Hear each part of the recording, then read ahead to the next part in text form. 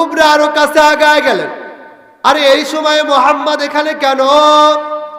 এইটা পর্যবেক্ষণ করতে যে তাকাইছেন ভালো করে, আর যেই না একটু ভালোভাবে তাকাইছেন, তাকাইতে দেরি,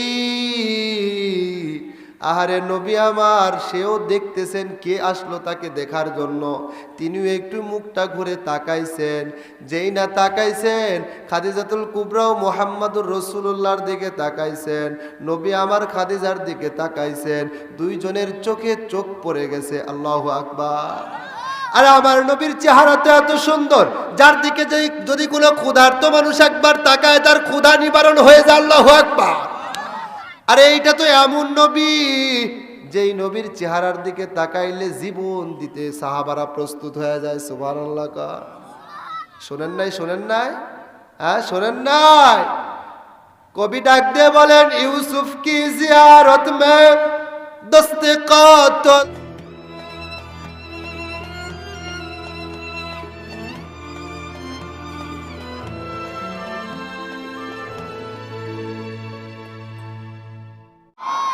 এই তো দেশের অবস্থা, এই তো আমাদের দেশের পরিস্থিতি। আমাদের পোশাক কেনার বহু টাকা আছে, যত ধরনের কাটিং এর পোশাক আছে সব কিনতে পারি, কিন্তু আমার তরুণী বোন বোরকা কেনার টাকা পায় না।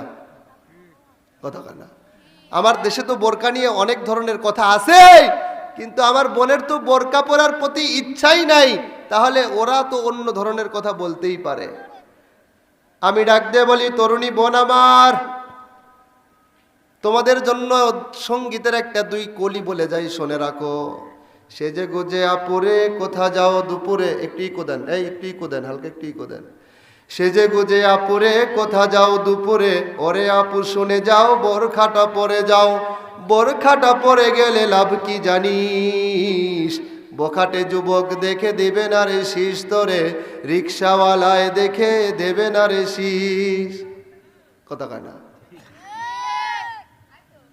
বোরকা পরে গেলে শীষ দেয়, প্রয়োজনে আরো কি কয়, খালা আম্মা বলে ডাক দেয়, সম্মানের আদর করে। কিন্তু যদি সাইজে গুজে যাওয়া যায় তাহলে কি হয়? তাহলে কি হয়? সেজে গুজে তুমি যখন হেঁটে চলো বোন, তোমার দিকে ছুটে যায় কত যে নয়ন, তোমার ওই রূপ দেখে বখাটের দল, মোবাইলে নয় চোখে দেয় মিস কল। সেজে গুজে তুমি যখন হেঁটে যাও বোন, তোমার দিকে ছুটে যায় কত যে নয়ন, তোমার ওই রূপ দেখে বখাটের দল, মোবাইলে নয় চোখে দেয় মিস কল। তোমার ওই রূপ দেখে বলে তারা মুখ বেঁকে, মেয়েটিকে দেখতে সুন্দরী, তাই বোখাটে যুবক দেখে দেয় তোরে শীষ, রিক্সাওয়ালায় দেখে দেয় তোরে শীষ। কথা কন ঠিক কিনা? বোন আমার, এত যদি হয়ে থাকে অর্থের অভাব, আমাদের কাছে এসে বলো সেই ভাব, আমরা কজন দেখি বন্ধু মিলে একটা বোরখা কিনে দেব চাঁদা তুলে। দিবেন দিবেন দিবেন দিবেন। এত যদি হয়ে থাকে অর্থের অভাব, আমাদের কাছে এসে বলো সেই ভাব, আমরা কজন দেখি বন্ধু মিলে একটা বোরখা কিনে দেব চাঁদা তুলে। তবু বলিও গোবন পর্দায় ঢাকো মন, হয়তো বা ফাতেমার পাবে সুপারিশ, বোখাটে যুবক দেখে দেবে না রে শীষ তোরে, রিক্সাওয়ালায় দেখে দেবে না রে শীষ। আপনারা ঠিক ঠুক কিছু করেন না কে? খারাপ লাগতেছে, খুব কষ্ট হচ্ছে আপনাদের? নারে তাকবীর! আর একটু চিল্লায় বলে লিল্লাহে তাকবীর। কোরআন সুন্নাহর আলো। কষ্ট হচ্ছে না তো? আর কিছুক্ষণ চলবে আলোচনা। কি চলতেছিল? আল্লাহর নবী কত সুন্দর। আয়েশা সিদ্দিকা ডাক দিয়ে বললেন, নবী আমার হাতের থেকে যেই সুচটা পড়ে গিয়েছিল এইটা একটু খুঁজতেছি। বলে কেমনে খুঁজে পাইলা? কয় আপনি যে ঘরের মধ্যে প্রবেশ করলেন এইটা তো আপনি না, দেখলাম আপনার কপাল দিয়ে যেন পূর্ণিমা রজনীর একটা চাঁদ আমার ঘরের মধ্যে প্রবেশ করলো। এ আমার নবী কেমন সুন্দর ছিলেন। হযরতে খাদিজাতুল কুবরা দুইজন স্বামী পরিত্যক্তা হওয়ার পরে, বিধবা হওয়ার পরে নিজের বাবারা মারা গেলেন, বড় একটা ভাই ছিল আল আওয়াম ইবনুল খুয়াইলিদ, তিনিও মারা গেলেন। এখন একটা মাত্র কন্যা সন্তান খাদিজা, বাপের অঢেল সম্পদ, সব সম্পদের মালিক হইয়া নিজে ব্যবসা কার্য পরিচালনা করতেছেন। হঠাৎ করে দ্বিতল ভবনের বাড়ির মধ্যে 2 তলার বেলকুনিতে একদিন দাঁড়িয়ে আছেন, চেয়ারের মধ্যে অথবা বসে আছেন। একজন দাসী উম্মে মাইসারা তার পাশে বসা, মরুভূমির মধ্যে তাকায় দেখতেছেন একজন গোলামকে দেখা যায় বা রাখালকে দেখা যায়। উম্মে মাইসারাকে ডাক দিয়ে বললেন, দাসী আমার, তাকায় দেখো তো, মক্কায় যখন এত বড় উত্তপ্ত বালুকাময়, যখন কোনো রাখাল বালুর মধ্যে নাই, এই সময় হঠাৎ করে দেখা যায় কোনো একজন রাখালকে। এইটা কার বাড়ির রাখাল? আহারে, কে এত বড় কঠোর দিলের অধিকারী মুনিব? এই সময়ে কার রাখাল মরুভূমির মধ্যে থাকে? উম্মে মাইসারা ডাক দিয়ে বলেন, কে যেন দেখা যায় মালিকা, আমি তো বুঝি না। বলে, চলো এর রহস্য খুঁজে বের করতে হবে। বাড়ি থেকে নিচে নেমে আসলেন, একটা উটের মধ্যে জিনপোষ করা হলো, তৈরি করা হলো। 2 জনে উটের পিঠে উঠে ওই রাখালের খোঁজের মধ্যে দৌড় দিলেন। অনেক দূরে আগায় গেলেন। আলোচনা সংক্ষিপ্ত আকারে করব, সময় লম্বা হবে না। ও প্রিয় যুবক ভাইরা আমার, উম্মে মাইসারাকে সাথে নিয়ে খাদিজাতুল কুবরা যখন কাছাকাছি প্রায়, তাকায় দেখলেন এই রাখাল তো সাধারণ কোনো রাখাল না। এই রাখালের পায়ের তলে দেখা যায় সবুজ রঙের ঘাস, মাথার উপরে মেঘমালা যেন ছাতা হয়ে আছে। আল্লাহু আকবার। ও যেন মরুভূমির মধ্যে আছে, এটা সে বুঝতেই পারতেছে না। আরামদায়ক অবস্থায় এই মরুভূমির মধ্যে সুন্দর করে বিচরণ করতেছে। আরো কাছে অগ্রসর হইলেন, আরো কাছে, আরো কাছে। অনেক কাছাকাছি যাওয়ার পরে দেখলেন এইটা অন্য কোন রাখাল না, এই রাখাল হইল মক্কার একজন এতিম পুত্র। আহারে, আব্দুল মুত্তালিবের যেই সন্তান, একজন পুত্র সন্তানকে পেটে রেখে মারা গিয়েছিলেন আব্দুল্লাহ, এই আব্দুল্লাহর এতিম ছেলে মুহাম্মদ, আর অন্য কারো রাখাল এইটা না, এইটা হলো খাদিজাতুল কুবরার বাড়ির ছাগলের রাখাল। আল্লাহু আকবার। খাদিজাতুল কুবরা আরো কাছে আগায় গেলেন। আরে, এই সময়ে মুহাম্মদ এখানে কেন? এইটা পর্যবেক্ষণ করতে যে তাকাইছেন ভালো করে, আর যেই না একটু ভালোভাবে তাকাইছেন, তাকাইতে দেরি। আহারে নবী আমার, সেও দেখতেছেন কে আসলো তাকে দেখার জন্য, তিনিও একটু মুখটা ঘুরে তাকাইছেন। যেই না তাকাইছেন, খাদিজাতুল কুবরাও মুহাম্মাদুর রাসূলুল্লাহর দিকে তাকাইছেন, নবী আমার খাদিজার দিকে তাকাইছেন। 2 জনের চোখে চোখ পড়ে গেছে। আল্লাহু আকবার। আর আমার নবীর চেহারা তো এত সুন্দর, যার দিকে যদি কোনো ক্ষুধার্ত মানুষ একবার তাকায়, তার ক্ষুধা নিবারণ হয়ে যায়। আল্লাহু আকবার। আরে, এইটা তো এমন নবী, যেই নবীর চেহারার দিকে তাকাইলে জীবন দিতে সাহাবারা প্রস্তুত হয়ে যায়। সুবহানাল্লাহ। শোনেন নাই? শোনেন নাই? হ্যাঁ, শোনেন নাই? কবি ডাক দিয়ে বলেন, ইউসুফ কি জিয়ারত মে দস্তে কাতল কর দিয়া, মুহাম্মদ কি জিয়ারত মে দন্দা শহীদ কর দিয়া। ঈসু আলাইহিস সালাম তার সৌন্দর্য প্রতিযোগিতায় তাকে দেখে মিশরের কিছু সুন্দরী রমণী, তারা তো মাত্র তাকে দেখতে যে তাদের আঙ্গুল কেটেছিল। এই ইতিহাস তো আপনারা জানেন। আর একটু মাস্টার বানান, বেশি কানে লাগতেছে। ইকো কমায় দেন, ইকো কমায় দেন, আর একটু মাস্টার জানে ওনাদের কানে না লাগে সেভাবে দেন। আচ্ছা, আমার দিকে খেয়াল করেন, কষ্ট হচ্ছে আপনাদের? আলোচনা বুঝতেছেন তো? শোনেন, যে কথা বলতেছিলাম সেটা হলো, ইউসুফ আলাইহিস সালামের চেহারা দেখতে যে মিশরের কিছু রমণীরা আঙ্গুল কেটেছিল মাত্র, আর আমার নবীর চেহারা কেউ দেখছে, তার প্রেমে পড়ছে, তো তার গর্দানকে শহীদ করে দিয়েছে। আমার নবীর ভালোবাসা দরকার আছে না নাই? আমাদের দরকার নাই, তাই না? আরে, নবীর ভালোবাসায় যদি হঠাৎ চিল্লায় একটু তাকবীর দেই, আর আমার যদি ওই যে কাবিখার কার্ড যেটা দেয় ওইটা যদি বন্ধ হয়ে যায়, কথা কয় না? আমার নেতা যদি আমার উপরে অখুশি হয়ে যায়, আমার নবীর উপরে তো আমি বলবো, কিন্তু আমি যদি নবীর পক্ষে থাকতে যে আমার, এই তো দেশের অবস্থা, এই তো আমাদের দেশের পরিস্থিতি। আমাদের পোশাক কেনার বহু টাকা আছে, যত ধরনের কাটিং এর পোশাক আছে সব কিনতে পারি, কিন্তু আমার তরুণী বোন বোরকা কেনার টাকা পায় না। কথা কয় না?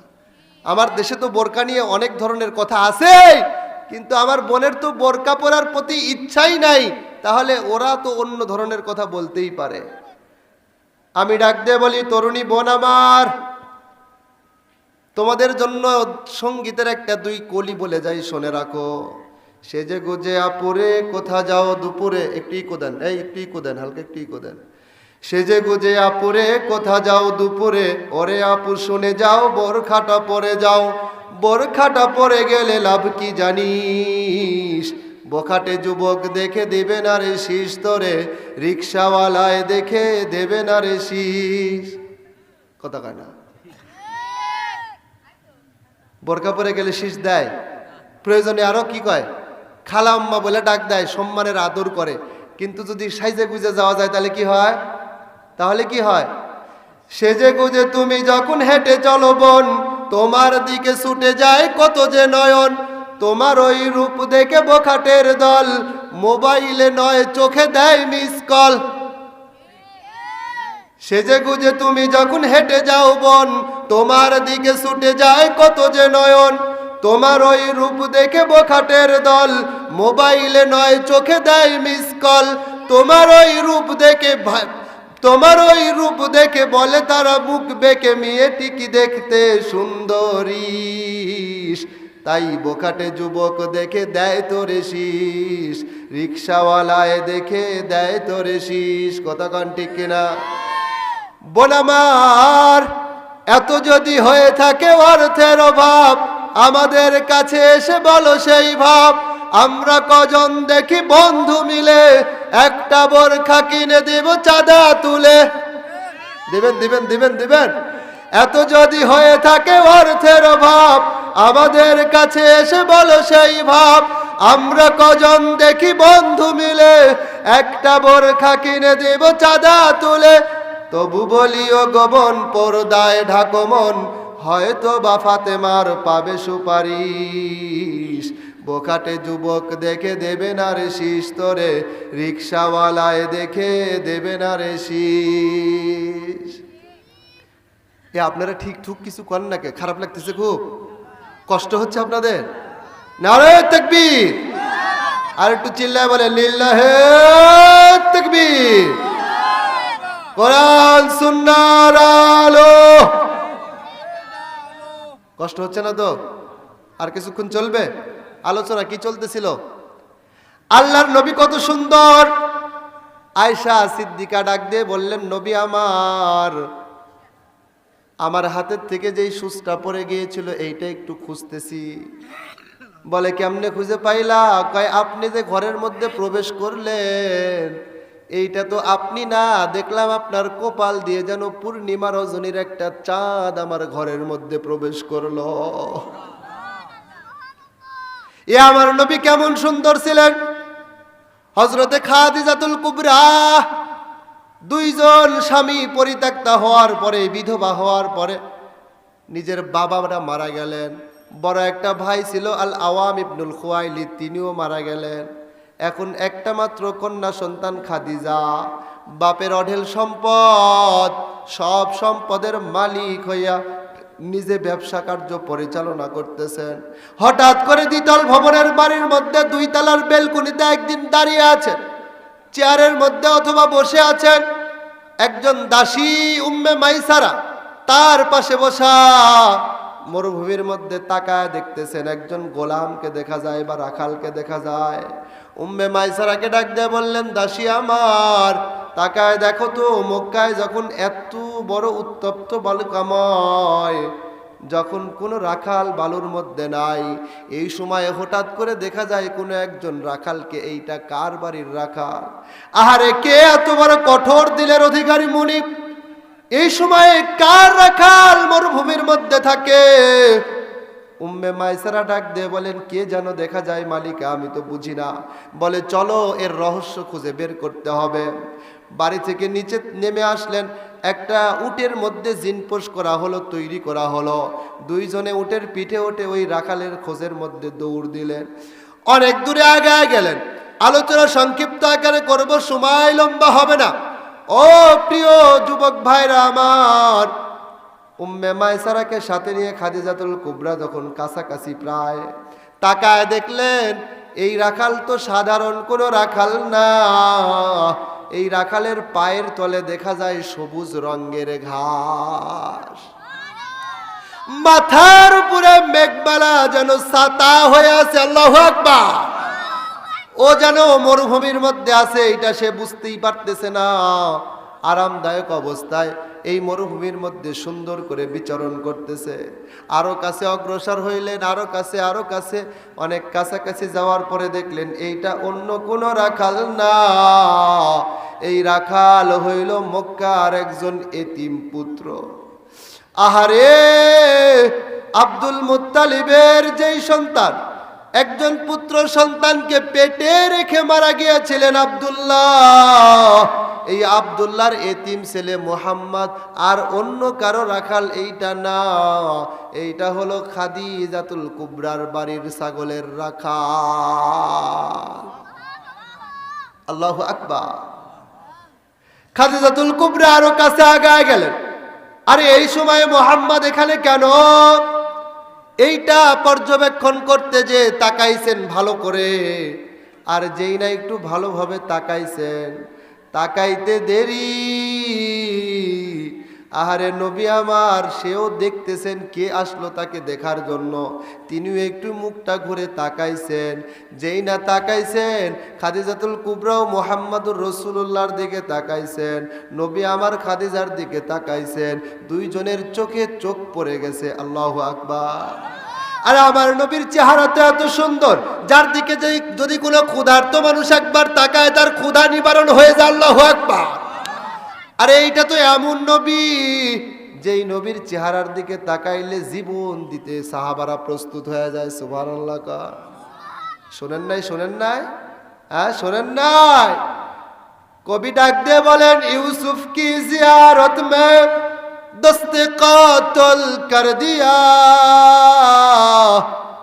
মুহাম্মদ কি জিয়ারত মে দন্দা শহীদ কর দিয়া। ইসু আলাইহিস সালাম তার সৌন্দর্য প্রতিযোগিতায় তাকে দেখে মিশরের কিছু সুন্দরী রমণী, তারা তো মাত্র তাকে দেখতে যে তাদের আঙ্গুল কেটেছিল। এই ইতিহাস তো আপনারা জানেন। আর একটু মাস্টার বানান, বেশি কানে লাগতেছে। ও ইকো কমায় দেন, ইকো কমায় দেন, আর একটু মাস্টার জানে ওনাদের কানে না লাগে সেভাবে দেন। আচ্ছা, আমার দিকে খেয়াল করেন, কষ্ট হচ্ছে আপনাদের? আলোচনা বুঝতেছেন তো? শোনেন, যে কথা বলতেছিলাম সেটা হলো, ইউসুফ আলাইহিস সালামের চেহারা দেখতে যে মিশরের কিছু রমণীরা আঙ্গুল কেটেছিল মাত্র, আর আমার নবীর চেহারা কেউ দেখছে, তার প্রেমে পড়ছে, তো তার গর্দানকে শহীদ করে দিয়েছে। আমার নবীর ভালোবাসা দরকার আছে না নাই? আমাদের দরকার নাই, তাই না? আরে নবীর ভালোবাসায় যদি হঠাৎ চিল্লায় একটু তাকবীর দেই, আর আমার যদি ওই যে কাবিখার কার্ড যেটা দেয় ওইটা যদি বন্ধ হয়ে যায়, কথা কয় না? আমার নেতা যদি আমার উপরে অখুশি হয়ে যায়, আমার নবীর উপরে তো আমি বলবো, কিন্তু আমি যদি নবীর পক্ষে থাকতে যে আমার, হ্যাঁ আমি তো দোয়া করছি। কয় কি দোয়া করছো? গভীর আগ্রহ নিয়ে তাকায় আছে বোনের দিকে। বোন ডাক দিয়ে বলতেছে, আমি দোয়া করলাম যে আল্লাহ, আমার জন্য জীবনে আমি কিছুই চাই না, আমার জন্য কিছুই দরকার নাই। আমার বাপ মা বৃদ্ধ মানুষ, অনেক কষ্ট করে আমাদেরকে লালন পালন করছে। তুমি আমার জীবনের যদি কোনো কিছু তোমার ভালো লেগে থাকে, তাহলে একটা দোয়া করি, কবুল করিও মালিক। কি দোয়া? কয় যে আল্লাহ, আমার এই বাবা মা এদের দুইজনের জন্য এমন একটা জামাই মিলা দিও, যেই জামাই শ্বশুর শাশুড়ির মনে জীবনে কষ্ট দিবে না। কিছু বুঝলেন? দোয়া করলো কার জন্যে? বাপ মায়ের জন্যে। নিজের জন্য কিছুই চাইনি, দোয়া করতেছে বাবা মায়ের জন্য। আল্লাহ এমন একটা জামাই দিও, যেই জামাই তার শ্বশুর শাশুড়িকে কোনোদিন কষ্ট দিবে। বোন এই দোয়া করার পরে ভাই ডাক দিয়ে বলতেছেন যে বোন, বাপ মায়ের জন্য এত সুন্দর একটা দোয়া করলে, তুমি আমার জন্য কোনো দোয়াই করলে না। আরে দাঁড়া, দোয়া তো শেষ হয়নি।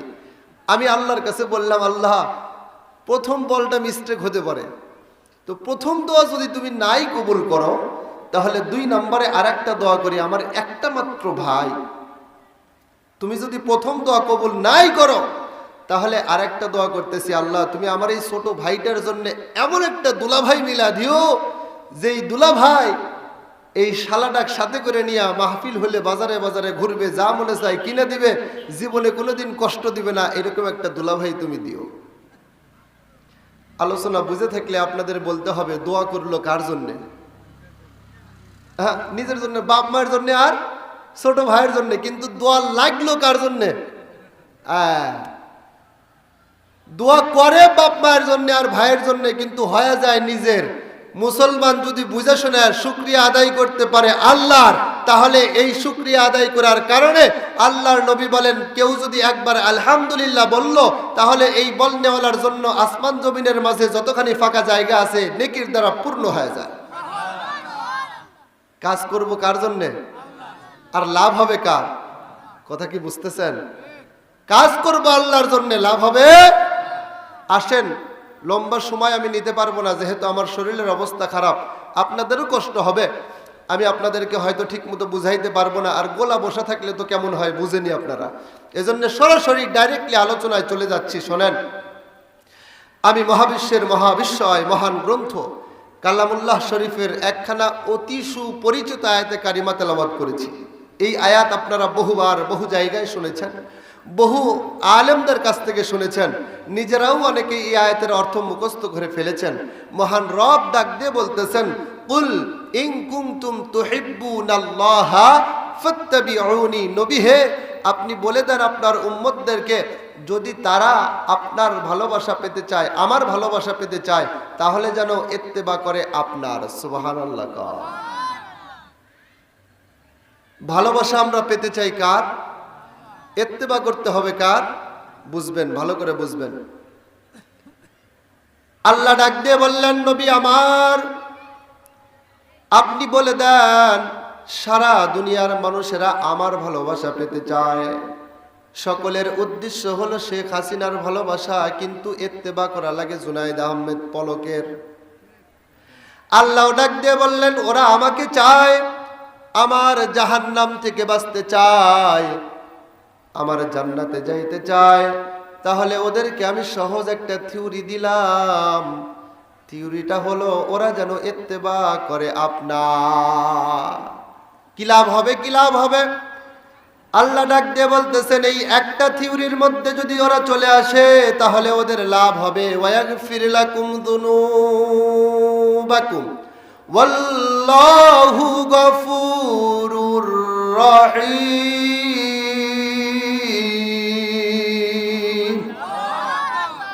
ওরা একটা কাজ যদি করতে পারে, তাহলে আমি তাদের জিন্দেগির যত গুনাহ আছে সব গুনাহগুলো মাফ করে দিব। আরে চিল্লায় বলেন না, আরো জোরে বলেন। এখানেই ক্ষান্ত না, মুফাসসিরিনে কেরাম ডাক দিয়ে বলেন, আরে আল্লাহ রাব্বুল আলামিন এমন একজন দয়ালু দাতা, যেই দাতা জিন্দেগি ভর আমরা গুনাহ করেছি, গুনার খাতার মধ্যে লেখা হয়েছে গুনাহ গুনাহ গুনাহ, কিন্তু আমরা যখনই আল্লাহর নবীর ইত্তেবার মধ্যে এসে গেলাম, আল্লাহ জিন্দেগির সব গুনাহ মাফ করে দিয়েছেন। এখন আমার গুনাহের যেই খাতাটা ছিল, আমল নামাটা এইরকম সাদা হয়ে গেছে। কথা কন ঠিক কিনা? আল্লাহ ডাক দিয়ে বলেন, ও ফেরেশতারে, আমার বান্দার আমল নামাটা সাদা থাকবে এইটা আমার দেখতে ভালো লাগে না। সুবহানাল্লাহ। ফেরেশতারা ডাক দিয়ে বলতেছেন, আল্লাহ তাহলে আপনি কি চান? আমি চাই আমার এই বান্দার আমল নামাটাকে তুমি আবার নেকির দ্বারা পূর্ণ করে দাও। সুবহানাল্লাহ বল। আমার বান্দার আমল নামা সাদা থাকবে, এটা দেখতে ভালো দেখা। আল্লাহ আমার কত দয়ালু। এই যে কালকে রজনীটা হলো শবে বরাতের রাত্রি। সুবহানাল্লাহ। আল্লাহ আমাদেরকে আগামীকাল রাত্রি পর্যন্ত হায়াত দান করুক, বলেন আমিন। আরে মাঝে মাঝে আল্লাহ রাব্বুল আলামিন বোনাসের ব্যবস্থা করেন, বোনাস বোনাস। এইটা শুধুমাত্র এই উম্মতের জন্য, অন্য কোন নবীর উম্মতের জন্য ছিল না। এই আপনারা জানেন কোম্পানিতে যারা চাকরি করে, কোম্পানি মাঝে মাঝে দেখা যায় কোম্পানির পক্ষ থেকে ডিলারদেরকে অথবা কোনো মহাজনদেরকে বিশেষ করে সুন্দর করে একটা করে অফার করা হয়। আরে আপনি তো সবসময় 2 কার্টুন কিনেন, আজকে এই অফার উপলক্ষে যদি আপনি 3 কার্টুন কিনতে পারেন তাহলে আপনার প্রতিটা কার্টুনের জন্য 6টা করে ফ্রি, আছে না নাই? আমার আল্লাহ ডাক দিয়ে বলেন, আপনি আপনার উম্মতদের জন্য একটা স্পেশাল অফারের কথা বলে দেন। যারা পুরা জিন্দেগি ভরা আমল করবে, ফরজিয়াত গুলো আদায় করবে, সুন্নাত মুস্তাহাব্বাত মেনে চলবে, এদের জন্য বিশেষ কিছু অফার আছে। আগামীকালকে শবে বরাতের রাত্রি আল্লাহ প্রথম আসমানে নামে আসবেন, আসার পরে ডাক দিয়ে বলবেন, আলা মিন মুস্তাগফিরিন ফাগফির লাহু, আল্লাহু আকবার। আলা মিন মুস্তারজিকিন ফারযুকাহু, সুবহানাল্লাহ। আসো নাকি কোনো ক্ষমা প্রার্থনাকারী, সারা বছর গুনাহ করেছো, আজকে আমি তোমাদের দ্বার প্রান্তে এসে গেছি, বলো গুনাহ থেকে শুধু উঠো, লাভ দিয়া মাপ চাও, আমি আল্লাহ তোমাদের জিন্দেগির গুনাহ মাফ করে দিব। কষ্ট হচ্ছে আপনাদের? আমার আলোচনার মূল বিষয় এইটা না। আমার আলোচনা হইল, আমার আল্লাহ ডাক দিয়ে বললেন ইত্তেবা করো কার? জোরে কন। তাহলে ইত্তেবা যদি আল্লাহর করতে পারি, আল্লাহর নবীর করতে পারি, ভালোবাসা পাবো আল্লাহর, আর আল্লাহ জিন্দেগির গুনাহ মাফ করে দিবেন, আর আমাদের জন্য জান্নাতে যাওয়া সহজ হয়ে যাবে। সুবহানাল্লাহ বলেন। আমি ডাক দিয়ে বলি, সারা জিন্দেগি ভরা আলোচনা শুনেছেন, আল্লাহর নবীর ইত্তেবা করতে হবে, সুন্নাতের অনুসরণ করতে হবে, পাবন্দি করতে হবে। এক যুবক ডাক দিয়ে বলে, হুজুর আমরা তো সারা জীবন শুনলাম আল্লাহর নবীর ইত্তেবা করতে হবে, আল্লাহর নবীকে ভালোবাসতে হবে, আর আল্লাহর নবীও হাদিসের মধ্যে বললেন, লা ইউমিনু আহাদুকুম হাত্তা আকুনা আহাব্বা ইলাইহি মিন ওয়ালিদিহি ওয়া ওয়ালাদিহি ওয়ান নাসি আজমাইন। যদি কোনো মানুষ দুনিয়ার সব কিছুর চাইতে আল্লাহর নবীকে বেশি ভালো না বাসতে পারে, তাহলে ওই ব্যক্তি কামিল ঈমানদার হবে না। সুবহানাল্লাহ। দুনিয়ার যত মানুষ আছে সব মানুষের চাইতে বেশি ভালোবাসতে হবে আল্লাহর নবীকে। সুবহানাল্লাহ। আল্লাহর নবীকে বেশি ভালোবাসতে হবে নিজের থেকে, নিজের বইয়ের থেকে। ও যুবক তুমি কোথায়? তোমার প্রেমিকার থেকেও আল্লাহর নবীকে বেশি ভালোবাসা লাগবে। কথা কর। মায়ের থেকে ভালোবাসা লাগবে বেশি, বাবার থেকেও বেশি। আপনি যেই সন্তানটিকে না দেখলে এক মুহূর্ত থাকতে পারেন না, বাড়ি থেকে 2 দিনের জন্য সন্তান যদি একটু বাহিরে যায় আপনার জানের ভিতরে ছটফট ছটফট করে, কিন্তু ওই সন্তানের চাইতো আমার নবীর ভালোবাসা বেশি হওয়া লাগবে। সুবহানাল্লাহ। যদি হয় তবে তুমি ঈমানদার, আর যদি না হয় তাহলে তুমি কামেল ঈমানদার না। আমরাও আল্লাহর নবীকে ভালোবাসি, কিন্তু কতক্ষণ? যতক্ষণ আমার দলের বিরুদ্ধে না যায় ততক্ষণ।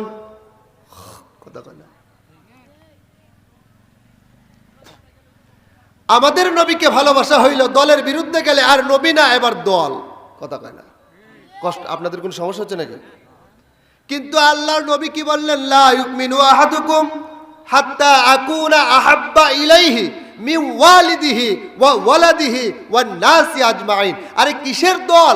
দল তো বাদ দাও, তোমার যে সন্তান, তোমার মা, তোমার বাবা, এমনকি প্রত্যেক প্রকারের যত প্রকারের মানুষ আছে, যুবকের চাইতে তরুণের কাছে সবচাইতে ভালোবাসার পাত্রী হইল একজন প্রেমিকা, তরুণীর কাছে সবচাইতে ভালোবাসার জায়গা হলো একজন প্রেমিক, তাই না? আজকাল তরুণী আর তরুণ এরা বাবা মাকে পাত্তা দিতে চায় না, এদের ভালোবাসা হইল আরেকজন প্রেমিক আর প্রেমিকাকে। এর কারণে দরকার হলে বাবা ছাড়বে, দরকার হলে মা ছাড়বে, দরকার হলে ভাই ছাড়বে, দরকার হলে পরকীয়ার প্রেম হলে স্বামীকেও ছাড়বে, প্রেমিককে ছাড়তে রাজি নাই। কিন্তু আল্লাহর নবী বলেন ওইগুলো না, সবগুলোর চাইতে বেশি ভালোবাসা দিতে হবে আমি নবীকে। সুবহানাল্লাহ। যুবক ডাক দেয় বলে, হুজুর আমি আমার প্রেমিকাকে ভালোবাসি একটা শর্তে। কি শর্তটা হইল আমার প্রেমিকার ফেস কাটিংটা অনেক সুন্দর। আপনি আপনার নবীকে তো দেখি নাই জীবনে, নবীর ব্যাপারে আপনি কি বলবেন? আমার নবী কি সুন্দর ছিল নাকি জানি না, কথা কন ঠিক কিনা? আমরা ডাক দিয়ে বলে, যুবক তাহলে তুমি ওই যে নেইমারকে কেন ভালোবাসো, তুমি মেসিকে কেন ভালোবাসো? আমরা তরুণী বোনদেরকে ডাক দিয়ে বলি, বোন আমার তুমি ইন্ডিয়ান নায়ক দেব শাহরুখ খানকে কেন ভালোবাসো? ওরা ডাক দেয় বলে, হুজুর আমার নায়কের চেহারাটা দেখে আমি আর থাকতে পারি না। যুবক ডাক দেয় বলে, হুজুর নেইমার যেইভাবে বলটাকে দেয় ওর যোগ্যতার কাছে, ওর এই কলা কৌশলের কাছে আমার মনটা দুর্বল, কথা কন ঠিক কিনা? শত শত মাইল দূরত্বে বল খেলে, কিন্তু নেইমারের প্রেমে পড়ে এই বাংলাদেশের তরুণ তরুণী আছে না নাই? আমি ডাক দেয় বলি, তাহলে তোমরা কি জানতে চাও? আমার নবীর মধ্যে ওই রকম সৌন্দর্য আছে কিনা এটা জানতে চাও? কয় হ। আমি বলি, তাহলে কি তোমরা জানতে চাও নেইমারের যোগ্যতা বেশি না আমার নবীর যোগ্যতা বেশি? বলে যে হ্যাঁ। আমি ডাক দেয় বলি, ও যুবক তুমি আমার নবীর ভালোবাসার চাইতে বেশি ভালোবাসো আর একজন বংশওয়ালা বিশেষ বংশের অধিকারী তোমার একজন পছন্দের আইডলকে, তুমি তাকে কেন ভালোবাসো? কয় জানেন না হুজুর, ওইটা আমার শেখ মুজিবের বংশের লোক, আছে না নাই? বিএনপি যে করে সে ডাক দেয় বলে, ওইটা আমার জিয়ার বংশের তারেক, এই জন্য বেশি ভালোবাসি। যদিও থাকে বিদেশে, কিন্তু আমি জিয়ার দল করি, জিয়ার লোক, এই জন্য বেশি ভালোবাসি, আছে না নাই? আমি ডাক দিয়ে বলি, তাহলে কি তুমি জানতে চাও যে আমার নবীর বংশ পরিচয়টা কত সুন্দর? আল্লাহু আকবার। আর একজন ডাক দিয়ে বলি, ও যুবক তুমি যে ভালোবাসো তোমার গ্রামের একজন বড় ভাই, তাকে কেন ভালোবাসো? কয় হুজুর জানেন না, আমার বড় ভাই আমাকে প্রত্যেক মাসে মাসে 200 করে টাকা দেয়, আমার প্রতি দয়া করে, আমি পড়াশোনা করি এই টাকা দিয়া, এই জন্যে আমি আমার ওই যুবক বড় ভাইকে ভালোবাসি।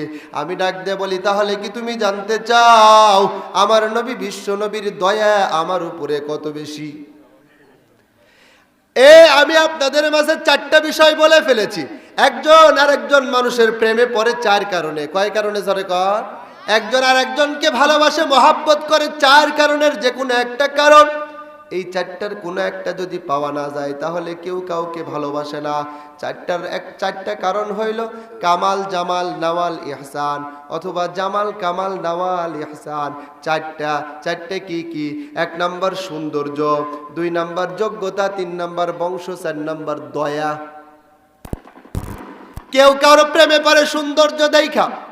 আমি ডাক দিয়ে বলি, তাহলে প্রথমটা নিয়ে একটু বিশ্লেষণ করি, শোনো।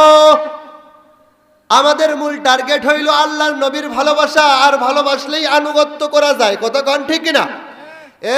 যুবক আল্লাহর নবীকে ভালোবাসতে তুমি যদি চাও, তুমি তো খুঁজতে চাও আল্লাহর নবী কেমন সুন্দর ছিলেন। যুবক শোনো রে, একদিন হঠাৎ করে আয়েশা রাদিয়াল্লাহু তাআলা আনহা ঘরের মধ্যে টুপি সেলাই করতেছেন, টুপি হঠাৎ করে বাতির তেলটা ফুরায় গেল, বাতির তেল শেষ। আচ্ছা বলেন তো, আল্লাহর নবীর ঘরে বাতির মধ্যে তেল অনেক বেশি স্টকে থাকতো নাকি অল্প? আরে এমনও তো হয়তো মাঝে মাঝে চুলার মধ্যে খাওয়ার জন্য আগুন নাই, কথা কন ঠিক না? তার মানে অভাব অনটনে জিন্দেগি কাটে। এখনকার মতো বিদ্যুৎ ছিল না, সৌর বিদ্যুৎ ছিল না। হঠাৎ করে বাতি তেলটা ফুরায় যায়, নিভে গেছে। আয়েশা রাদিয়াল্লাহু তাআলা আনহার হাত থেকে সুইটা পড়ে গেছে, আর খুঁজে পায় না। চন্দ্রের রাত্রিও না, আলো নাই, আসে না, আর ঘরের মধ্যে কোনো আলো নাই। হঠাৎ করে দেখলেন আয়েশা রাদিয়াল্লাহু তাআলা আনহা তার ঘরের মধ্যে যেন একটা চন্দ্র প্রবেশ করতেছে। সুবহানাল্লাহ। আয়েশা ওই দরজার দিকে তাকায় না। আমারে উম্মাহাতুল মুমিনিন, উনার খেয়াল হইল হাত থেকে পড়ে গেছে কি সুইটা, খোঁজার জন্য ওই দিকে তাকাইছে। আল্লাহর নবী ঘরের মধ্যে প্রবেশ করলেন, ডাক দিয়ে বলতেছেন, ও আয়েশা, স্বামী আসলো ঘরের মধ্যে আর তুমি তাকাইলা মাটির দিকে, কথা কন ঠিক কিনা? তাকানোর দরকার ছিল কোন দিকে? স্বামী বাহির থেকে আসছে, তাকে একটু স্বাগত জানানো, একটু আদর করা, একটু জিজ্ঞেস করা কেমন আছেন, দিনটা কেমন কাটলো, এমনই করতে না এসা, কিন্তু হঠাৎ করে সেই দিন জরুরত হয়েছে শুয়ের, তাই ওই দিকে তাকাইছেন। আমাদের দেশের নারীদের মতো না যে তারা স্বামীরা ঘরের ভিতরে ঢুকলে আগে মন মেজাজ আগের থেকে যেটা খারাপ ছিল, ছেলের প্রতি রাগ হয়েছে, প্রতিবেশীর প্রতি রাগ হয়েছে, স্বামী ঘরে ঢুকতে না ঢুকতে আগে তার উপরে ওইটা ঝাড়া শুরু করছে, আছে না না? আর এইটা স্বামী আর বইয়ের দোষ কি, বাপ মায়ের বড় দোষ? কার বড় দোষ? হ্যাঁ, বলতে পারেন হুজুর এটা আবার কোন জায়গায় নিয়ে লাগাইলেন? আরে শোনেন, আল্লাহর নবীর ঘরের মধ্যে একটা বালিশ ছিল, খাদিজা আর আল্লাহর নবী সারা জিন্দিগি এক বালিশে দুইজন মাথা রেখে ঘুমাইছে। নবী বলেন বালিশ করো কম, কিন্তু সাইজে করো বড়, যাতে এক বালিশে দুইজন ঘুমানো যায়। মহাব্বত বাড়বে না কমবে? কিন্তু আমাদের দেশের মায়েরা সাথে দুই বালিশ তো আছেই, ঝগড়া লাগলে যেন কোল বালিশ ধরে থাকা যায়, এই জন্য কোল বালিশও সাথে দেয়। কথা কয় না? কি ভুল হচ্ছে নাকি? আপনাদের এলাকায় নাই মনে হয় এরকম? তাহলে বাপ মাই তো শিখায় দিল, দুই বালিশ তো ভাগাভাগি আছে, আবার কোল বালিশও দিছে, জামাইয়ের সাথে যদি কোনোদিন একটু টকঝক লেগে যায়, মাঝখানে কোল বালিশটা দিয়ে নিবি, রাত্রে দুইজন দুই দিক হয়ে আরামে ঘুমাবি। কথা কন ঠিক না? আর যুবক যুবতী যারা আছে, এদের তো বালিশের তোয়াক্কা নাই, এদের তোয়াক্কা হইল অ্যান্ড্রয়েড মোবাইল হাতের মধ্যে আছে, স্বামীর এক নামে আইডি আর স্ত্রীর আরেক নামে আইডি, স্বামী সেটিং করে আরেকজনের বউয়ের সাথে, আর ওর বউ ওর বিছানায় শুয়ে থেকে সেটিং করে আরেকজনের স্বামীর সাথে। একই বিছানায় শুয়ে আছে, দুইজনে কিন্তু সেটিং করতেছে আরো দুইজন স্বামী স্ত্রীর সাথে। কথা কন ঠিক না? ওই যে কোথায় যেন একটা ভিডিও মনে হয় দেখছিলাম, একটা পার্কের মধ্যে পুলিশে গেছে ধরতে, অনৈতিক কার্যকলাপ হচ্ছে কিনা। এখন দেখতে যায় দুইজন, একজন পুরুষ একজন মহিলা, এদেরকে জিজ্ঞেস করতেছে তোমরা কি, তোমাদের মধ্যে সম্পর্ক কি? বলতেছে আমরা স্বামী স্ত্রী। আমরা কি? আর আমার দিকে তাকান, কি স্ত্রী? ভালো করে তদন্ত যখন করতে গেছে তখন ভালো করে কও, হ্যাঁ ভালো করেই বলতেছি তো, আমি একজন স্বামীর স্ত্রী, সে আরেকজন স্ত্রীর স্বামী, দুইজনই স্বামী স্ত্রী। স্বামী স্ত্রী ঠিকই, কিন্তু এই দুইজনে না, দুইজন দুইজনের। কথা কন ঠিক না? এই চিন্তা নিয়েই তো আমরা আজকে মরলাম, আস্তে আস্তে ঘরের ভিতরে ঢুকতেছি। আমার ভাই মরতেছে। আজকে তাকায় দেখেন, সারা বাংলাদেশের মধ্যে মুসলমানদের একটা লজ্জার দিন অতিবাহিত হচ্ছে। ছোট্ট ছোট্ট বাচ্চাদের রক্তাক্ত করা হচ্ছে, গুলি করা হচ্ছে। আমার অনেক বড় বড় বুজুর্গদের কপালের মধ্যে গুলি লাগতেছে, ওলামায়ে কেরামদের গায়ের মধ্যে গুলি লাগতেছে। আমার বাংলাদেশের এই ইজ্জতটা রক্তে রঞ্জিত হচ্ছে, আর আমরা মুসলমানেরা তাকায় দেখারও সুযোগ পাচ্ছি না। এই তো আমরা মুসলমান, এই তো আমরা মুসলমান। হঠাৎ যদি সেই দিকে কথা বলতে যাই, আর যদি আমার বিপক্ষে কোনো মামলা হয়ে যায়, এই তো ভয়। একজন বৃদ্ধ মানুষ, মধুপুরের পীর সাহেব হুজুর, উনার কপালে গুলি লেগেছে। ভিডিওগুলো দেখলে কান্না চলে আসে, ওলামায়ে কেরামের দিকে তাকাইলে কান্না চলে আসে। তারা আজকে রাজপথে কি করতেছে? আমরা বলি না এগুলো করো না করো, সেটা পরের ব্যাপার, কিন্তু আমরা এতটুকু বলতে পারি, আরে ভাই ওনাদেরকে অন্যভাবেও তো নিষেধ করা যায়। গুলি করে আমাদের ছোট্ট ছোট্ট বাচ্চাদেরকে নিঃশেষ করে দেওয়া, আমাদের ভাইদেরকে হত্যা করে দেওয়া, ওরাও তো বাংলাদেশের নাগরিক। এটা এত বড় জুলুম তো দরকার নাই। হঠাৎ ঠিকঠাক বললে যদি আমার কিছু হয়ে যায় এই ভয়ে পড়ে আছি, কিন্তু সাহাবায়ে কেরাম, আল্লাহর নবী বলছেন এখন নামাজ নাই, রোজা নাই, হজ নাই, যাকাত নাই, কালেমা পড়েছো, যাও জিহাদের ময়দানে শহীদ হতে চলে যাও। যুদ্ধ চলতেছে, সাহাবী জিহাদের ময়দানে শরীক হয়েছেন, 1 2 3 করতে করতে জোহরের রক্ত হওয়ার আগেই আমাদের সেই সাহাবী শহীদ হয়ে গেছেন। মোহাম্মদ কি জিয়ারত মে দন্দা শাহিদ কর দিয়া। আলোচনা করতেছিলাম, খাদিজা তাকাইছে মুহাম্মদুর রাসূলুল্লাহর দিকে, মনে আছে আপনাদের? যেই না তাকাইছে চোখে চোখ পড়ে, খাদিজা পণ করেছিল আর জিন্দেগিতে বিবাহ করব না। উম্মে মাইসারাকে ডাক দিয়ে বললেন, ও উম্মে মাইসারা, আমার তো জিন্দেগিতে একটা পণ ছিল। কি? কয় আমি তো জিন্দেগিতে কোনোদিন বিবাহ করতে চাইছিলাম না, কিন্তু আজকে আমার নতুন ঘোষণা শোনো, নতুন কর্মসূচি শোনো, জিন্দেগিতে আমি আরেকবার বিয়ে করব। সুবহানাল্লাহ। আর সেইটা হবে অন্য কেউ না, তোমাদের সামনে দাঁড়ানো এই যে মক্কার একজন এতিম পুত্র আব্দুল্লাহর ছেলে মুহাম্মদ, তিনি হবেন আমার বর্তমান এবং পরের যদি কোনো স্বামী হয় সেই স্বামী। সুবহানাল্লাহ। আর সময়ও বেশি লম্বা দেওয়া যাবে না। কই তাহলে কি, ও উম্মে মাইসারা শোনো, আজকে রাত্রিতে আমি মুহাম্মাদের সাথে বাসর করতে চাই। আর সুবহানাল্লাহ কানা একটু ছিল। এইটা কেমনে সম্ভব? উম্মে মাইসারাকে ডাক দিয়ে বললেন, যাও মুহাম্মাদের একমাত্র বর্তমান অভিভাবক, নাম কি? চাচা আবু তালেব, তার কাছে প্রস্তাবটা নিয়ে যাও। সুবহানাল্লাহ। প্রস্তাব নিয়ে উম্মে মাইসারা হাজির। আবু তালেব ডাক দিয়ে বললেন, ও উম্মে মাইসারা, খাদিজার দাসী শোনো, আমরা মানুষ গরিব, অর্থ সম্পদ কম। আমার যেই ভাতিজা, ওর বাবা মারা গেছে, দুনিয়ার বুকে বেঁচে নাই, সে এতিম, মাও দুনিয়ায় বেঁচে নাই, সবই ঠিক আছে, তবে তাই বলে দুইবার স্বামী মরা বিধবা 40 বছরের একজন নারীর সাথে তুমি আমার এই সুন্দর ভাতিজার প্রস্তাব আনতে পারো না। কথা বলেন ঠিক কিনা? আর সবই ঠিক, তাই বলে একজন বৃদ্ধা মহিলার সাথে তুমি আমার এই 24-25 বছরের একজন ভাতিজা তার বিয়ে দিতে চাও? এটা কি সম্ভব? মেনে নেওয়া যায়? হে যুবক, তুমি কি মেনে নিবা? কথা কয় না। খাদিজার কাছে উম্মে মাইসারা ব্যাক আসলেন, বললেন, মালিকা, এইটা তো আবু তালেব মেনে নেয় না। কয়, শোনো, রাখালকে দিয়ে নিজের কাজ সম্ভব না। কথা কয় না? আপনারা গৃহস্থ মানুষ, আপনারা বলে থাকেন অনেক সময় যে ওই রাখাল গেলে অর্ধেক, ছেলে গেলে 12 আনা, নিজে গেলে 16 আনা। এরকমই তো হয় বাস্তবে। যেই দরদ খাদিজার মধ্যে আছে, ওই দরদ তো আর উম্মে মাইসারার মধ্যে নাই। খাদিজা বলে, প্রস্তাব আমি নিয়ে যাব নিজে।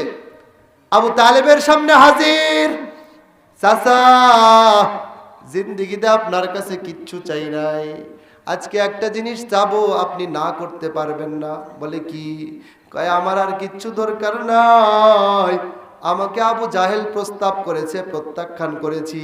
উতবা প্রস্তাব দিয়েছে, না করেছি। মুগিরা প্রস্তাব দিয়েছে, মেনে নেইনি। সাইবা প্রস্তাব দিয়েছে, তাকে ফেরত পাঠাইছি।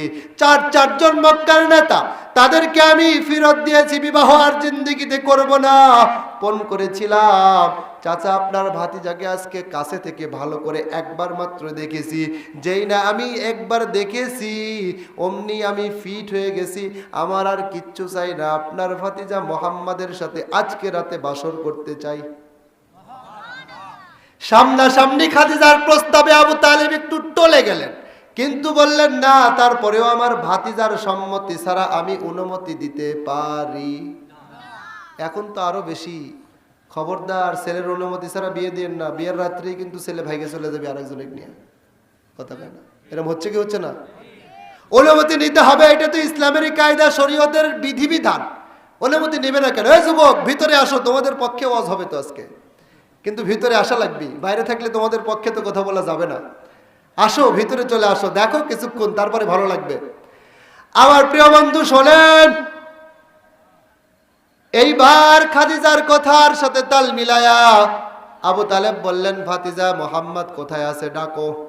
মুহাম্মদকে ডাকা হলো।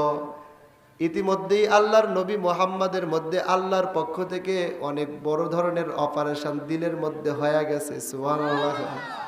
আবু তালেব প্রস্তাব দিলেন খাদিজার পক্ষ থেকে। আল্লাহর নবী ডাক দিয়ে বললেন, চাচা, আপনি যদি রাজি থাকেন আমিও রাজি। আসতে কন। কিছু কিছু লোক করছে না, খালি মুখ দিয়ে করছে সুবহানাল্লাহ। এরকম করছেন কে? ঘটনা, খিচুড়ি নেই আজকে মাহফিলে? হুজুর, আজকে মাহফিলে খিচুড়ি নাই? আরে খিচুড়ি আছে তো, খিদে লাগান একটু। খিদে না লাগালে পরে খিচুড়ি খাবেন কেমনে? আর আমি তো আপনাদেরকে ফায়দা বলেই দিছি, একবার সুবহানাল্লাহ আপনি বলবেন আল্লাহর জন্য, কিন্তু নেকি তো আপনার কাঁধে আসবে নাকি? এ নেকি চান না আপনারা?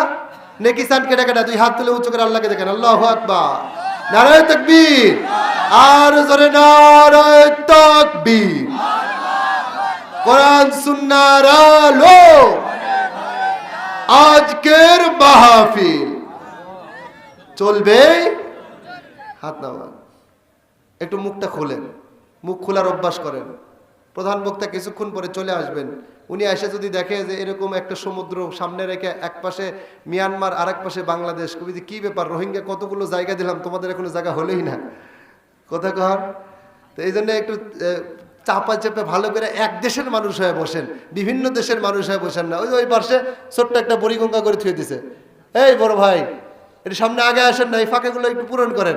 শয়তানে যদি এইভাবে ব্যারিকেড দিয়ে রাখে তাহলে তো আপনি তাকবীর দিতে পারবেন না, তাসবিহও বলতে পারবেন না।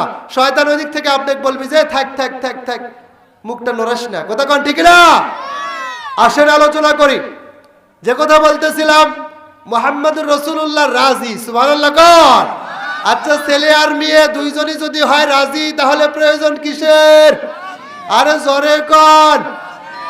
আল্লাহর নবীর বিবাহ হচ্ছে, আমরা সবাই মিলে বরযাত্রী। শোনেন, খাদিজাও রাজি, মুহাম্মদুর রাসূলুল্লাহ। এইবার ডাকো কি? আল্লাহর নবীর চাচা আবু তালেব বলতেছেন বিবাহের খুতবা পড়ব আমি, সুবহানাল্লাহ।